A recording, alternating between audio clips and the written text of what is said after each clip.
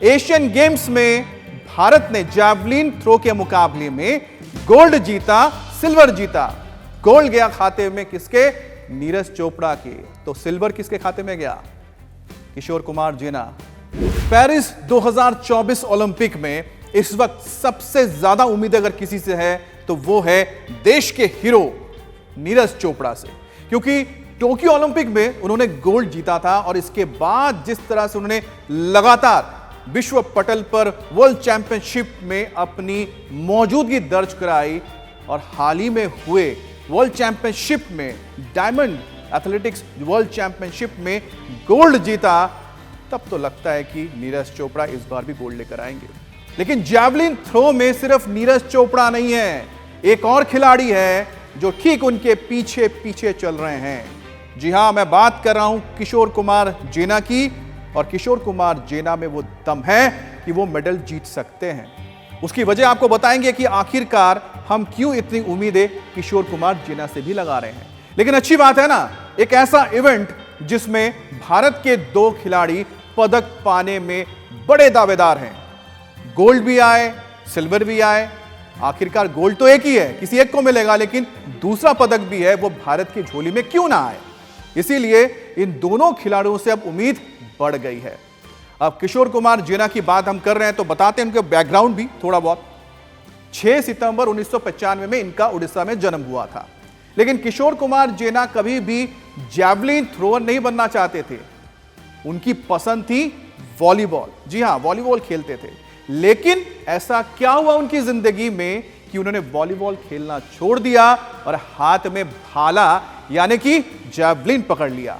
किशोर कुमार जेना की मुलाकात वॉलीबॉल खेलने के दौरान लक्ष्मण बराल से हुई। अब आप सोच रहे होंगे कि आखिरकार ये लक्ष्मण बराल कौन है, तो आपको बता दें कि लक्ष्मण बराल भी खेल की दुनिया से आते हैं और उड़ीसा के स्टेट चैंपियन थे। किसमें? जैवलिन में। जी हां, जैवलिन थ्रो में भाला फेंक प्रतिस्पर्धा में वो चैंपियन थे। अब जब लक्ष्मण बराल से मुलाकात हुई तो लक्ष्मण बराल ने प्रतिभा को समझा। जिस तरह से अर्जुन की प्रतिभा को द्रोणाचार्य ने समझ लिया था, देख लिया था, उसी तरह से यहां लक्ष्मण ने किशोर जेना के उस काबिलियत को पहचान लिया जिसको लगता था कि जिस दिन ये हाथ में भाला उठाएंगे तो इतना दूर फेंकेंगे कि मेडल पे मेडल आने लगेंगे। और यही वजह रही कि जो किशोर कुमार जेना थे उन्होंने वॉलीबॉल छोड़ा और पकड़ लिया जैवलिन का रास्ता। इसके बाद यूनिवर्सिटी लेवल पे उन्होंने जैवलिन खेलना शुरू किया, यानी जैवलिन थ्रो में वो आ गए।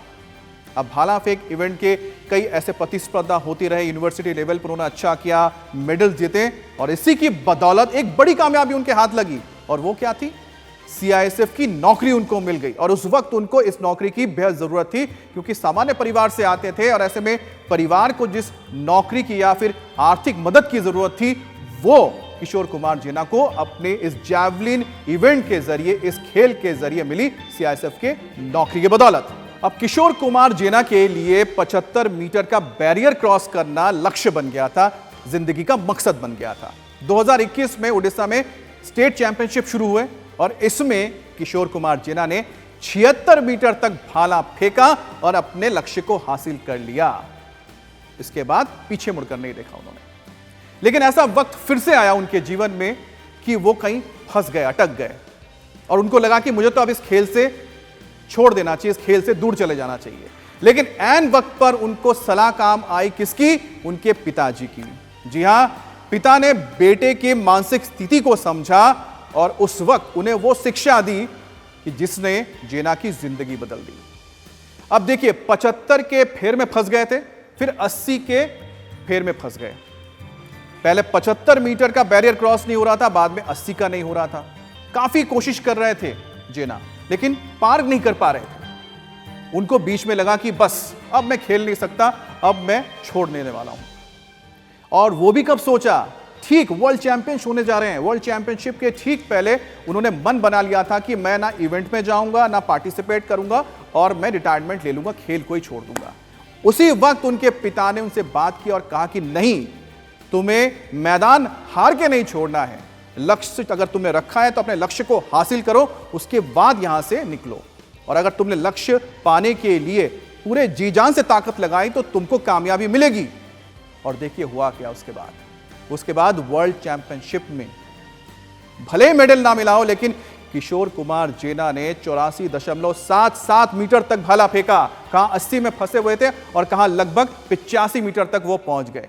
इस इवेंट में हालांकि भारत के नीरज चोपड़ा ने वर्ल्ड चैंपियनशिप जीता था, गोल्ड मेडल मिला था, वर्ल्ड चैंपियन बने, लेकिन किशोर कुमार जेना 5वें नंबर पर आए। लेकिन उनका परफॉर्मेंस जो था 84.77 मीटर का, उनका पर्सनल व्यक्तिगत तौर पे सर्वश्रेष्ठ उनका रिकॉर्ड था। अब पेरिस ओलंपिक के लिए भारत की ओर से 117 योद्धाओं का दल पहुंचा है, लेकिन इसमें सबसे बड़ा अगर खेमा किसी का है तो एथलेटिक्स वालों का है। करीब 29 एथलीट्स हैं और इसमें 2 ऐसे खिलाड़ी हैं जिनको लेकर इस वक्त हम बता रहे हैं कि ये मेडल लाने में सबसे ज्यादा प्रबल दावेदार हैं। एक है नीरज चोपड़ा, दूसरे हैं किशोर कुमार जेना और दोनों ही जैवलिन थ्रो में हैं। यही जो डुओ है इस वक्त पेरिस ओलंपिक में भारत के लिए 2 मेडल तो लगता कि पक्का लेकर आएंगे, और अगर ऐसा होता है तो वाकई में ये एक ऐतिहासिक लम्हा होगा और खुशी का ठिकाना हम और आपके लिए नहीं रहेगा। अब गोल्ड और सिल्वर दोनों ही आए ना, दिल मांगे मोर, और हम भी मांग रहे हैं गोल्ड।